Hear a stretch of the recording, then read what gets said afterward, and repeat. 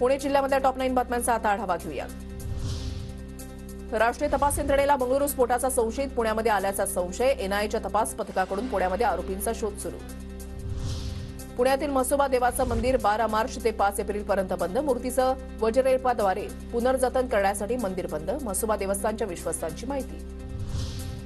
पुणे जिल्ह्यामध्ये अवैध धंद्यांविरोधात कारवाईचे आदेश। आगामी लोकसभा निवडणुकीच्या पार्श्वभूमीवर जिल्हाधिकाऱ्यांच्या पोलिसांना सूचना। केंद्रीय प्राणी संग्रहालय प्राधिकरणाची पुणे महानगरपालिकेला नोटीस। कात्रज उद्यानातून बिबट्या पाळल्या प्रकरणी पालिकेला नोटीस। अहवाल सादर करण्याच्या सूचना। पुण्याच्या हवेलीमधल्या पानशेतमध्ये तरुणांवर कोयत्यानं हल्ला करणाऱ्या आणि गाड्यांची तोडफोड करणाऱ्या कोयता गँगच्या 8 जणांना अटक। गुन्हा दाखल होताच 24 तासांच्या आत हवेली पोलिसांची कारवाई। पुण्यात सामाजिक न्याय आणि विशेष सहाय्य विभागाच्या वतीनं देण्यात येणाऱ्या पुरस्कारांना 4 वर्षानंतर मुहूर्त। 12 मार्चला पुरस्कारांचं वितरण। पुरस्कारासाठी राज्यातील 393 पुरस्कारार्थ्यांची निवड।